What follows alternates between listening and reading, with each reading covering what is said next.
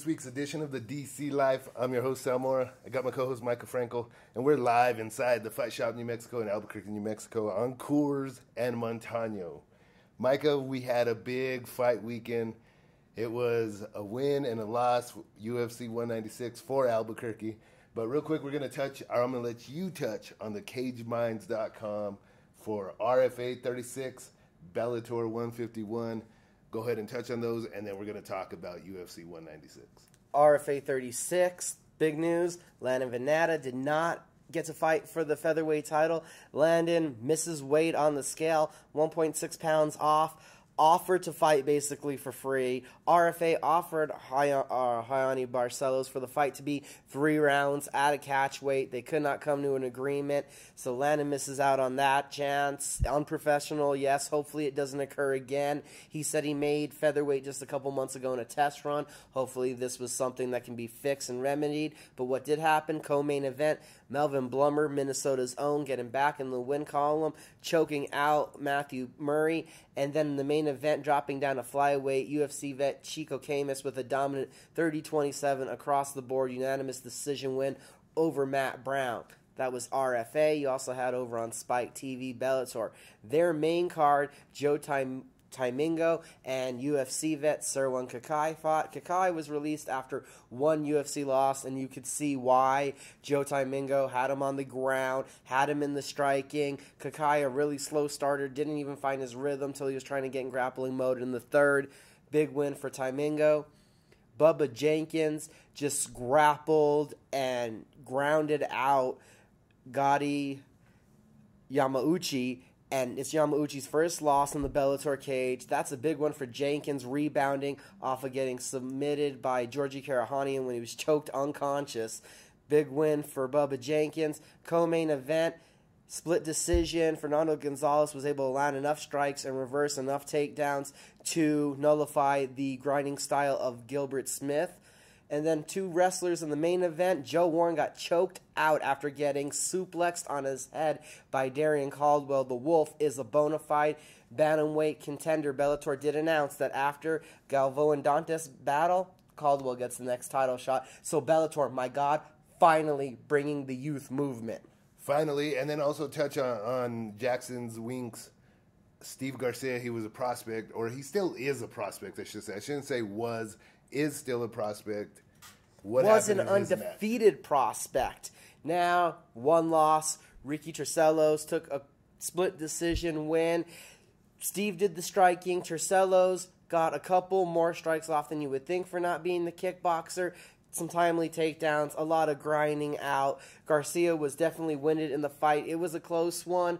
Could have went either way, but definitely the roughest performance of Garcia's career. Heading into free agency, this isn't what he wanted. We expect to see him back at Bellator, I'm gathering.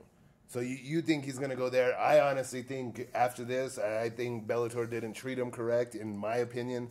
They're definitely going to probably, and from my experience being around the different promotions and whatnot, I say he's RFA bound. You think they're going to come in with a lowball offer now that he's coming off a loss? I think they're going to lowball offer. I think he'll go to the RFA, win a couple, and move right into the Zuffa organization, which is the UFC. Only other thing I could think, now that you're talking about the RFA, I would actually, we'll put a little bet on this. I bet it's going to be Legacy if he's not with Bellator, because of his deep roots, getting fan bases in Texas and Oklahoma, and having fought there already, and Mike Winklejohn's connection with the Legacy group, and him having a good rapport with his coach Wink. I think he'd be Legacy bound. Yeah, I mean, I could see that happening as well. Especially, I forgot that he has a lot of family in the Texas area, in the Oklahoma area, plus here in New Mexico as well. And they travel for him. His family really does travel for him, and he sells well. So that I think Legacy becomes the first option if Bellator is not there. So that happened. Speaking of UFC 196 happened Saturday night. It was exciting main event, co-main event. Main event, John Aiken has to get tattooed 209 or else Nate Diaz is going to bitch slap him, is what he says. I just want I just want, like, do we have diameters? Do we know this is going to be, like, a little cursive thing? Like, it looks like some 2-year-old do it, or are we getting some, like, big, like, thing like Ink Masters did it? And for those of you that don't know, John Enkin, who does the UFC, I believe UFC Tonight, he does his own podcast, Ultimate Insider, some stuff, and he does also the cards that Joe Rogan doesn't do and whatnot. He's basically Joe Rogan B level, so he's the B level Joe Rogan for the UFC. He said that if Nate loses or if Nate wins against Conor, that he would get a 209 tattoo area code on him. Represents Stockton. Obviously, Nate Diaz put a beating on Conor McGregor. Conor needs to go to jiu-jitsu classes. Conor McGregor came out in the first round. I felt he won that first round. I liked what he was doing with the kicks. He was way telegraphing that winding up uppercut that we all could have got out of the way of, but his overhand left was still landing. He was cracking Diaz. He was getting caught with that 1-2 by Diaz. And then come the second round, McGregor completely abandons the kicks, which you could tell his coach called for in the corner. He said pepper the legs. He totally abandoned those. Started boxing with Diaz. So kudos on Conor McGregor for going out there and looking like Michael Johnson. Yeah, I mean, he got Stockton bitch slapped a few times and then got choked out, you know. You might want to join one of the Diaz brothers' jiu-jitsu classes and learn rear naked choke defense. It seems that was the theme of the night. Unfortunately, in the co-main event, Albuquerque's own Holly Holm got choked out. Choked out. The biggest thing I want to concentrate on that, congratulations, Misha. You won, but again, judging is idiotic and ridiculous. I didn't know it watching the fight, but somehow it comes out afterwards on the scorecards. All 3 judges had the second round as a 10-8 round. I didn't think it was that dominant. By far, I didn't think it was that dominant. In position, but punching-wise, output, yeah, I mean, you said what? Before we came on, it was 29 strikes that she landed? 29-2 in the strikes. Granted, earlier in the night, though, Darren Elkins landed 75-7 in the second round against Chaz Skelly, and one judge gave him a 10-8. So I don't know when you outland somebody by, 68 strikes or something? 28 is better than 68, and who's mathematics? Yeah. So I didn't understand how all 3 judges could collectively, you know, for their hometown fighter, come up with the same score at the same time. It just felt a little strange that they all saw that round is that completely dominant and that Holly was that close to being finished the whole time. It's very questionable on that. But you know what? We've seen it here in New Mexico with hometown Diego Sanchez getting the nod against Ross Pearson in Tingley Coliseum for the UFC. He got that hometown win. And he even knows. I know he has to know deep down inside he lost that fight. There's no way he won that fight. Nobody in the crowd thought he won that fight. You know, so it can happen. Unfortunately, fortunately for Misha, she didn't need the judges to handle that. 2 minutes left. I thought it was 3 rounds or 3-2. That's what it was looking like. It was heading in that 5th round. The 5th round, I'm still controversial. People said it was heading to 3-2 on the rounds, but you're basing that off of one takedown. If Misha doesn't get that choke, she was already losing the 3 minutes before that. Yeah. Well, I could see where they're going to possibly give her the 3-2, but it's still, Holly retains, and still. 2 minutes. And draw, but she'd still be the champion. 2 minutes left. She gets that takedown. I was correct on the blast double. It missed. Several times. Kind of a little scramble.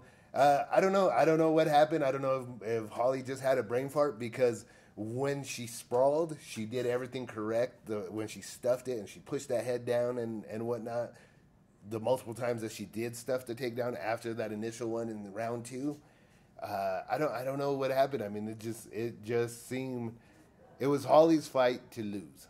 Am I over emotional saying women's MMA took a step back from a couple months ago? We thought they took a step forward. It was we thought Holly was a gap where she had enough grappling to display the striking, and now it looks like we're back to one-dimensional fighters. All Holly had was her striking, and all Misha had was her grappling. Well, I honestly didn't think Holly ever had a ground game. I thought she had a sprawl and brawl, and that's kind of where we've been. You know, if you can stop the wrestling of these girls, you're gonna be fine. If you can't, well, that's what happened Saturday night. You saw what happened Saturday night. It's basic white belt rear naked choke defense. It truly is, and it's not a diss on her, because you're in a title fight, you're in front of millions of people, you know, on pay-per-view watching you, and then the arena's sold out, and they're screaming for you. You're the popular fighter. Nerves happen, mistakes happen. Will she bounce back? Yes. Do you think there's even a chance that she retires? It struck me when they showed the tail of the tape. I didn't realize, because we've been covering Holly for so many years, that she was 34 right now. Yeah. Because I was talking last week that I thought she was only 30 or 31, and I thought she was going to retire, honestly, by the time she's 32, because she has announced a desire to raise a family, for her and her husband to have kids, and you're thinking 34, okay, we're raising them till they're 18. She's 54 years old going to graduation. I don't know how old of a mom she wants to be. She climbed this mountain. She conquered it. She made a lot of money. Sure. What she does next is up to her. Probably $1 million off of this one fight. It's up to her. I'd say, you know. Could she walk away? She won the titles everywhere. She should be in all the Hall of Fames. There's no reason to stick around unless you really got that desire for a second run at the title. You mentioned the Hall of Fame, and it is just touching on this. Should she go into the UFC Hall of Fame? If they're going to build a wing themselves for Ronda Rousey, she has to get, a plaque in there for having the first win, being the second women's child champion, the, first one to dethrone the greatest of all time. I think in combat sports, absolutely, hands down. I think in the UFC, they have to do something to at least acknowledge moments now, because they have to acknowledge UFC 193, the biggest crowd ever for a live event. So some way, shape, or form, she should get in there. And then if we ever let in a non-champion, you have to let in every champion, I believe. Right. And it'll probably go in as Ronda Rousey, Miesha Tate fight. Yeah. Or, I'm sorry, Ronda Rousey, Holly Holm fight. She should go in for the fight, and I believe she should go in for the fighter too for the title. And then Ronda and Miesha will go in together for their women trilogy. Is that what you're saying? Yeah, probably something like that. You have to acknowledge these moments, because we don't think about it now, but we're in the beginning of history for this division, and they should do away in the Hall of Fame of acknowledging all the good, all the bad of everything. The only other Albuquerque fighter, or I should say the only homegrown Albuquerque fighter on the card, was Diego Sanchez. The very first Ultimate Fighter Season 1 winner comes out.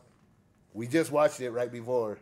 He wrestled. He went to his takedowns again. He changed levels, and he was able to get on top in that first round, ground and pound. Jim Miller outlasted him with his cardio. If there's two things that Diego has, it is toughness and cardio. Surprising, because usually Jim Miller has the toughness and the cardio also. And he out-cardioed, out-toughed, out everything. He was out-striking him. He out-grappled him. There was one point that he had him in a front choke, Jim Miller, and Diego just calmly kept his composure, got out, and kept working and relentlessly got those takedowns. He said he was conservative. Did you see anything conservative on his part? I don't know how Diego Sanchez was ever conservative. He's moving forward the whole time. He ran out the gate, grabbed a leg, went for a takedown. He fights like a wild man. That last 30 seconds was, again, a firefight. Good fight from Diego Sanchez. Good to get back winning. Yeah, great thing to get back winning, because he even mentioned also in the post-fight interview that he felt like this was like a do-or-die type situation for him. Where does he go from here? Off the top of my head, I don't know, but there is 170 guys in the 155-pound weight class. You can go anywhere he wants. There are other veteran names. I mean, we're looking for guys like maybe a Joe Lozon, someone that would be another fun fight. Jim Miller is a fun fight because they're both veterans. He's already fought a Ross Pearson. That was a fun fight. That's Diego Sanchez right now. In the mix with the guys that are in the top 50, top 60, having some fun fights, still making some money. I don't think a real title threat. Holly Holm, where does she go from here? There's a plethora of options for Holly. I believe that they're leaning towards now Amanda Nunes versus Juliana Pena. So that gives Holly a wide open ability to take on Kat Zingano, who'd be coming back, or possibly either Sarah McMahon, if she wants to go and really test herself against Pena with her deficiency. Is all her bad stuff away? And that's kind of up in the air. Amanda why not Nunes Amanda could Nunes slide and in. Holly Holm? That one could happen too. Whoever wins there gets the winner of Ronda Rousey, Miesha Tate. That could very well happen. You could even see if they give Holly, someone coming off of a loss. There was Valentina Shevchenko, who Nunes beat, put in more than an admirable performance and loss. Was very tough. Maybe she fights Holly. She's a striker who has 3 kickboxing wins over Joanna Jędrzejczyk. So it depends where they want to send Holly. Do they give her a grappler? Do they give her someone coming off a win? Do they give her a former title challenger because she was a former champion? It depends how long she stays sidelined. But according to Holly, she's willing to fight today. She'd rematch Miesha. Yeah, I mean, she mentioned at the press conference, right at the post-fight press conference, I'll fight her tomorrow, which was Sunday. So she's not injured. She's not hurt. She's probably back in if I know anything about Holly, she's probably back in the gym today, Monday morning in the gym. So UFC 200, you think they're going to do Miesha versus Ronda? Because they right away announced, hey, Ronda saw that her favorite, armbar toy won the title, so she wants back in, and Dana's giving it to her. Oh, she's going to get whatever she wants. If she's ready for that, then yeah, it's going to happen there. So we're both in agreement. Miesha Tate's going to probably fight more than likely Ronda Rousey next, regardless. Yeah, they're not letting that get away. The UFC's not letting that. They made that mistake with Holly. They could have held her, but you know what? It was Holly's camps pushing and pushing and pushing. And they're going to push her to get back in there, so that Amanda Nunes fight pretty reliable that'll happen. Why not put that as the co-main and main events? No. UFC 200 prelims main event. Prelim. Holly Holm. Why not put? You know how many eyeballs would draw to Fox Sports 1? You could do that, or as you say that, look at Diego Sanchez, Jim Miller. That was on the Fight Pass prelims, and they're trying to bring that up big because you had Dustin Poirier versus Duffy when they did that, and then also having Silva Bisping. They're really pushing Fight Pass, and that could be a big advertising for online advertising, money marketing for them, because I'm sure that Fight Pass doesn't have an exclusive Reebok deal. I bet you anything it doesn't, because Fight Pass was around before Reebok came around, and I just don't see it being, and that might be the wiggle room that some of the fighters may have later on down the road, because I'm hearing they're having a hard time with that sponsorship. That's another discussion for another time, I know. Nate Diaz, where does he go from here? It looks like, this is not my opinion, it looks like the rumors are bumping. Robbie Lawler, UFC 200, welterweight title shot.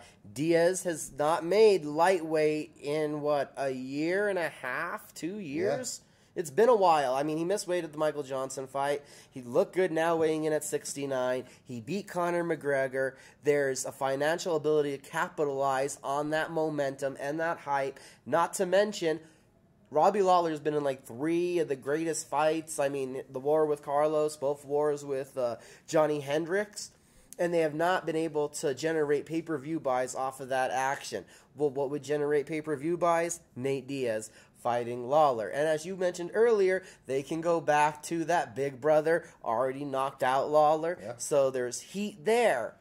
Only thing is, there was this Canadian in the stands at UFC 196, and this Canadian don't just show up to fights. He's not a fight fan like that where he shows up and wants to be in the crowd and show his face. Something's going on. They're talking to him about returning. He's been saying he's got an itch to return. I believe they're negotiating money right now with GSP, and if he does come back, he's getting that immediate title shot, if he wants it. He is getting it, probably. That would be a better option. I'd rather see GSP, Robbie Lawler.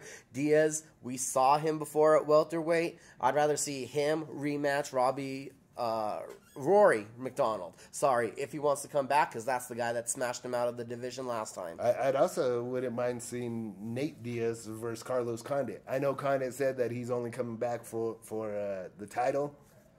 I don't know if Carlos wavers off of that, and if Michael Bisping won, only doubling up Anderson Silva, tripling up Robbie Lawler. Carlos Condit obviously won. He's the uncrowned champion, and I would stick to my guns too if I was him. I'm retiring or fighting for that title because I'm the champion. The 145-pound king, obviously, because he's no longer the pound-for-pound king that he claims, self-proclaimed pound-for-pound king. Conor McGregor, where does he go from here? Depends how Frankie Edgar's injury is going and healing. I mean, Conor, even after getting jaw jacked and tapped out, says he's fine and ready to go again. So I'd say let's do Aldo rematch because Edgar's got some healing and mending to do. Yeah, I say the same thing. And overall, any other fights that you want to touch on before we go to a quick break? Well, he did train out here for this one. Sierra Bahadurzada choked out Brandon Thatch with a head and arm choke. In the third round, Bahadurzada swings hard, swings ugly, but really does land with authority. Brandon Thatch, he's one of those guys that looks like $1 million, but hasn't found the mix in martial arts of the whole MMA game. It was exciting. You could go check out all the results at cageminds.com. Absolutely. Overall, what did you rate this card?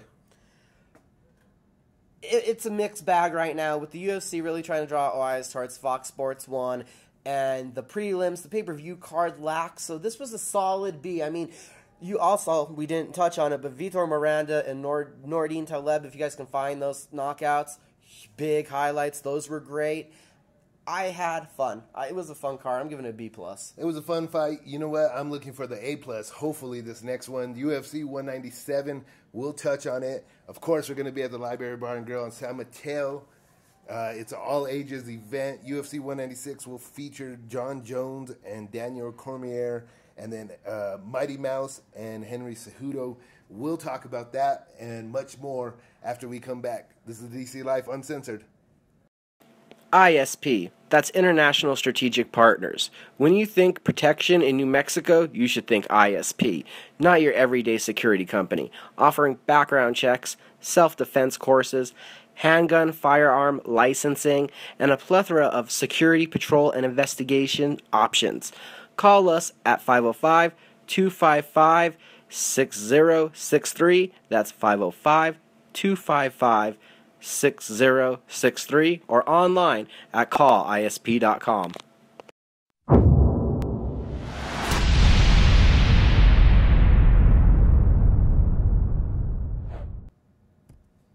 And we're back. This is the DC Life. Again, we're talking UFC.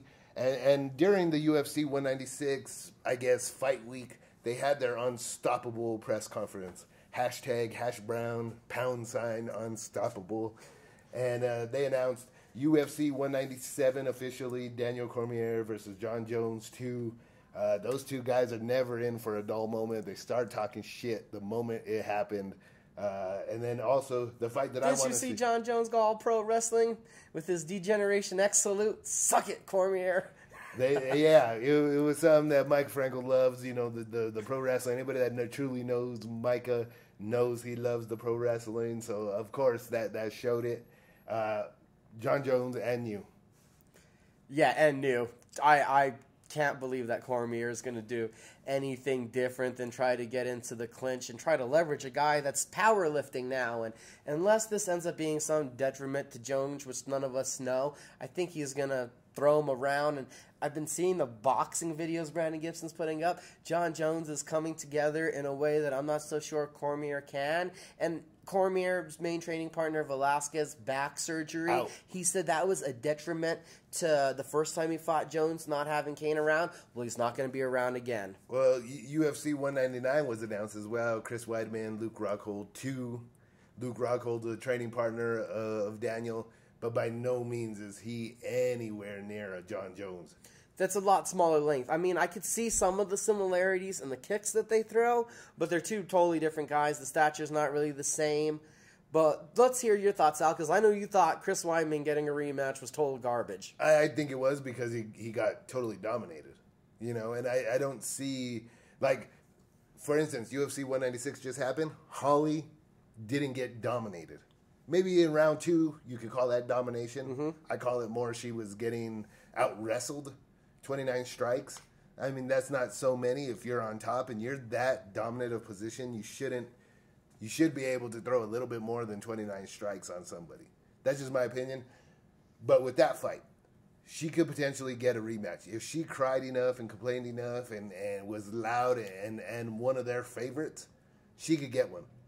You know, Jose Aldo should get a rematch. It was the first punch that landed. You could even argue that was a lucky punch. You can argue that. This one was total domination. Total, from opening bell, it was total domination. There is no way you can say, oh, he got a lucky punch. And what did he get? A lucky, 2 rounds of ass kicking? There's no way. You don't deserve the rematch. I'm sorry. You just don't. We've never seen a champion dominate like this and get a rematch. The only thing I could think is BJ Penn defended the title 2 or 3 times and got a second chance at Frankie when Frankie was the underdog and upset him. But this was a fight that was a pick'em fight. That was a level playing field that ended up being total domination. But I guess Weidman, off of the strength of 3 title defenses and having 2 wins over Anderson Silva, is what they're marketing on. It also just tells us that everything is not cleared up with Yoel Romero, who is the supposed #1 contender. So they still feel, though, that they're honoring him as the #1 contender because they're not stepping Jacare up, saying, well, that loss didn't count because Romero was cheating. That's what I'm seeing from this. We don't know what to do, so we're doing the rematch. Chris Weidman is no way a BJ Penn. No way. You cannot compare those two together like that. I was just saying title defenses and raw numbers. And I know the raw numbers and everything like that, but those apples and oranges.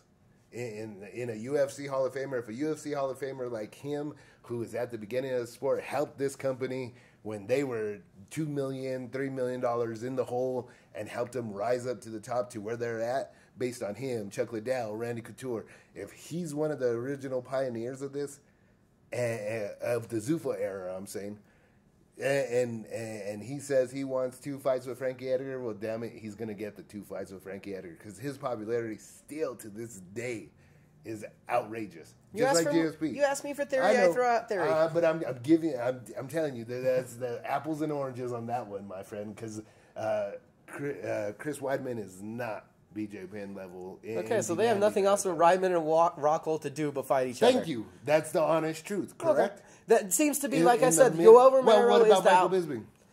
His face needs to get sold back together, and I think he ends up with the longest suspension of that group, the winner, supposedly. But you don't think that June 4th is long enough? To heal I don't know. Else? I think this also has to do with we already had this planned. And Bisping did not look over great. There's the controversy of did he get knocked out? Oh, he absolutely got knocked out. So how long is the concussions? We're talking about the scars healing up and he has to go through concussion protocol. Who knows? But then also they announced the co-main event and a trilogy. Dominic Cruz, Uriah Faber. I guess the fight that just has to happen, I guess, so that those 2 girls can stop arguing. I don't know. The UFC's just pulling strings together on that one, and they're setting the bantamweight division back by giving Faber his 3rd or 4th unwarranted UFC title shot.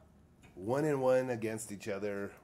The one that Dominic Cruz lost was back in the WEC when Faber was the guy. 10 years ago or something? Yeah. You know? So, to me, this is a waste of space kind of fight.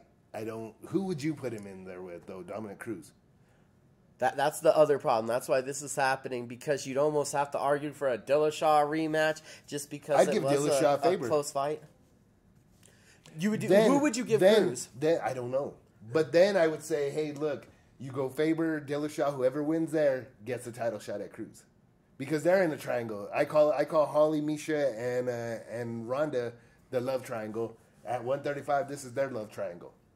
It's Cruz, Faber, Dillashaw. And then we're still waiting for guys like Thomas Almeida, Aljamain Sterling, and whoever else I'm forgetting, because there's several young top prospects at bantamweight, to really get up there and have their chance to get the title shot. We skipped 197, their co-main event, also going to be another title treat. You got Mighty Mouse, probably the 2nd best fighter on the planet, taking on Henry Cejudo. Cejudo, it's hard to count out a guy who was supposed to just get rammed through at the Olympics and surprise everybody and beat them. He's been the biggest underdog in the world before and overcame it. All that being said, at the highest level of sport. All that being said, I don't know if he has the movement to keep up with Mighty Mouse. I think he's going to have trouble grabbing on and hanging on to Mighty Mouse and pulling him down to the ground. And if it does get there eventually, I think Mighty Mouse pops right back up or subs him. He's a better jiu-jitsu player, and he's a better kickboxer. Cejudo is a boxer with wrestling. He doesn't have enough dimensions and enough tricks to compete with a veteran that has 25 fights under their belt and just has the well-rounded skill set of Mighty Mouse. Let me go ahead and correct you on that. He's a wrestler with some boxing skill, not a boxer with wrestling. Oh, he's a wrestler, an Olympic-level wrestler at that. Won a gold medal. Who's a sprawl and brawl fighter for most part as a mixed martial artist. Can possibly. Well, nobody's going to really try. I mean, I don't think there's too many people that can take him down. I'd be shocked if Johnson can take him down. Well, I was just saying from Cejudo, we haven't seen much offensive wrestling out of him. We haven't seen him look to use that. He's been really trying to put together his hands. He doesn't need it. He doesn't. He hasn't had to. He hasn't. I think in this fight, he's going to absolutely need it. Every ounce of his wrestling. The question is, can he get that squirmy athleticism of Demetrius Johnson down? I don't think he holds him down, though. No one has held him down. I think Dominic Cruz, when they were at 35, hit some well-timed takedowns, but Mighty Mouse would still eventually get off of them. It was the size difference back then. I think that gave Cruz the leverage to hold him down. Here at 25, hey, we're announcing this fight, but who knows if it even happens, because somebody has to make weight on the scale to get to that title, and Cejudo has not always had the easiest time. No, definitely not. And that's what's crazy is because you think because he has that wrestling background and he's suffered. Wrestlers are the guys that know how to cut that weight and suffer and suffer and suffer to get down. It's always usually the strikers, the boxers, the kickboxers that have the hardest time with the weight cut. It's the wrestlers that know how to do it. And for this guy, for some reason, he's just fed up with cutting weight, but he has his issues on the scale. He does, and it's something he has to overcome before we'll even... This is a fight that we can talk about in height, but weigh-ins, that's the one you're going to be scared about if these guys make weight. There's not a title fight that we bring that up that often, but he's had that kind of past, like John Lineker, where you're wondering, can he really make 125 on the dot? Well, I got to be honest with you. I'm rooting for Henry based on him being from or living in Las Cruces for a while there. I know he's fighting out of Arizona, but that's where he grew up for a while there, and in down south, Three Crosses area, Las Cruces, and so I always got to go with the New Mexico ties, but I still see Demetrius Johnson. He has too many tools in the toolbox for Henry to overcome. I don't think he can hold him down for 5 rounds. We've few and far between seen any strikes that have hurt Mighty Mouse, so I feel that whoever catches him is going to have to do it with a submission. He's the better jiu-jitsu player here. I got Mighty Mouse with the win. Only one I've ever seen hurt him really is the guy that lost to him 2 times from Benavides. Albuquerque. No. Oh. From Albuquerque, John Dodson. And put him down when he put him down in their first fight. When he put him down, I thought Dodson was going to finish him. And he still bounced back up though. So that Megamind looking head of his serves some purpose. So here's my question on speaking of Demetrius Johnson. Now that the self-proclaimed pound-for-pound king got dethroned, who's 1, who's 2 in the pound-for-pound rankings? Well, there's a picture on Instagram, and John Jones was holding up one finger, and Demetrius Johnson was behind him very happily holding up 2. So he knows his role. You really believe that? I really believe that. I don't know what I would say if they're the same size, because I can't imagine if Mighty Mouse is any bigger, him moving any faster, and we can't imagine a guy with John Jones's natural gifts being down at 125 pounds for them to ever fight. So it's hard to say who's better. Why is it the weight plays a factor in this? Well, it also plays a factor from we have never seen anyone do anything to John Jones. We haven't seen anybody really do anything to Demetrius Johnson. Except he has 2 losses against Dominic Cruz, and we've seen Dotson drop him. But we've seen Alexander drop John Jones. Yeah, and put a beating on him where he had to get carried out of the cage. Okay, so that's 3-1. And we haven't seen John Jones up at heavyweight. Because if you're talking Dominic Cruz beating Demetrius Johnson, that happened at 135, not 125. Well, that's a little bit different, too. But if we saw John Jones at 215, that'd be a more interesting perspective. Because now we're talking about 30 pounds. We're not talking about a 10-pound difference. We're talking about 30-pound difference. And to me, all signs point that John Jones is going up to heavyweight. With the weightlifting, with everything else, I think he's hitting his. I mean, I hate to say, he's growing into his man body finally, which is crazy to think that this guy still has his kid mentality, kid body still. You know what I mean? And he's growing into his man strength, his prime as an athlete, as a combat sports athlete, right now. According to sources, I heard 3 fights, 9 months. Beat Cormier, beat Gustafsson, beat Johnson heavyweight. I know he wants to beat Alexander. I know he does. And I know he wants to beat Anthony Johnson because he wants that test because that's the only guy in the division he hasn't beaten. And I think he wants to try himself against a knockout artist like that. He hasn't fought. That's like fighting Rashad at a more prime. No, it's not. I don't think it is. I think the MO is out on Anthony Rumble Johnson. He's the turtle. If you can survive the first round of him, you're good. You win. I still got a feeling that he wants that fight, John, just because it didn't happen. Just to kick his ass. Just to kick his ass. Just to prove it. Just to take the naysayers. Like I said, 3 fights, he goes to heavyweight. I can see it happening. I think, call this fight. What do you think? John Jones, Daniel Cormier, what round and how? I'm thinking 4th round or 5th round TKO by Jones. I think he's going to go a little harder in the striking, and the size is going to play a difference. But I also got belief in the grit and toughness. I will give him that of Cormier. Also with that big melon head, we've only seen him hurt few and far between too. So I think it's going to take some grinding and some wearing down on him. But I still believe that Jones is the bigger, stronger athlete, is going to frustrate Cormier into some kind of stupid takedown and pay for it.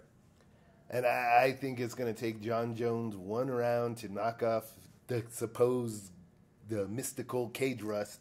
And then the 2nd round, he puts him away. I think he wants to make a statement coming back. That this is his belt. You never beat me for it. You know, you saw the Instagram post. What do you think about those little posters that they're putting together and throwing already at each other? John Jones, Dave Chappelle made me laugh very hard. Daniel Cormier, bravo. That was very good with the crackhead. I forgot what the character's name was. Oh, the Family Matters. No. The one that Daniel put up was good. Yeah. That was good. But then when I saw Carl Winslow with the UFC title belt, I totally died and lost it. That was perfect. John Jones wins. That one was great. You think he wins? See, and I think it was over with Daniel. When Daniel put that one up, I'm like, enough said. I mean, what can you really say? So I say he wins. I understand John Jones is a crackhead, but I thought the likeness of Carl Winslow to Daniel Cormier is what did it for me. I'm like, you could actually see that being him if they made a new series of Family Matters. You could slide DC right in there, and you would not know. Jones, though, I don't really find him as They can call him a crackhead if they want. I just don't see him that. He's the biggest crackhead I've ever seen, muscle-wise. Let me tell you that.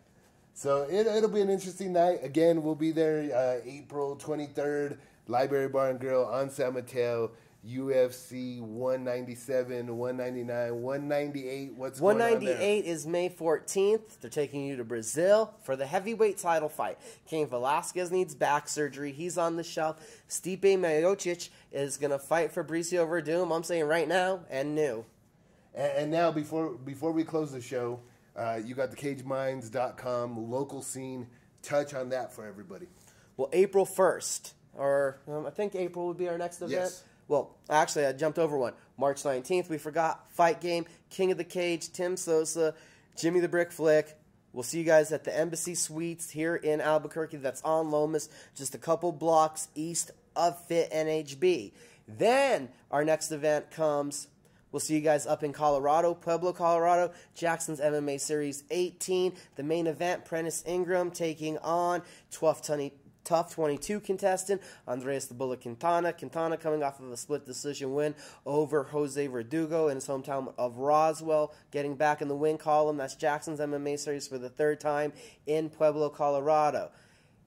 Then we're going to have the next night, April 2nd, Fresquez Promotions is back, Route 66. It's Rumble on Route 66. Main event, Conrad Padilla. And as far as we've been told, Chevy Bridges is his opponent. Chevy lived out here for a couple years in New Mexico. Has trained at FinHB, has trained at Latrell's MMA. Conrad, you know him from Jackson Winks. fourth consecutive main event. He's been AAA MMA main event and also Sparta Combat League. We've seen him box up at Buffalo Thunder. That should be a good one. April 2nd also, when you're down south, Las Cruces, Southwest Brawl 3. You got Richard Jaquez, Randy McCarty on the card. That one's going to be a good one. Coming April 23rd, I believe, you've got a MMA event out in Clovis. That's coming together. Cage Minds is looking to get something on that. May 14th, you're going to have boxing 15th. in... Buffalo Thunder. 14th, I thought. May 14th. Oh, well, go ahead. Saturday, May 14th. Buffalo Thunder boxing. You're also going to have boxing in Clovis. You're also going to have Bellator 154 and UFC 198. So that's going to be a huge weekend, and that's as far out as we go. And again, we can't do what we do without thanking our sponsors, the Fight Shop New Mexico and International Strategic Partners. Find them at callisp.com or give them a call at 255-6063. That's it for this week's edition of the DC Life. The DC Life Uncensored is always Recorded. Yeah, I'm sorry. I'm going. It was a long weekend. I'm sorry. It was a long weekend at the Fight Shop New Mexico on Coors de Montano. Michael Franco, again, congratulations on getting married this past weekend. That was one hell of a party, and congratulations. And I wish you guys nothing but success in your future together. And this airs every week on CageMinds.com. We are on SoundCloud. Now at SoundCloud. And then also we forgot to mention it's Fight Week. This Friday, everyone, Fight Pass, Invicta FC 16. Amber Brown going for the atomweight title, going to take on Ayaka Hamasaka. And then the next night, CBS Knockouts at the D. It starts CBS Sports. Josh Pitbull Torres, Zab Judah. You guys got to tune in this weekend. That's it for this week's edition. We'll see you next time.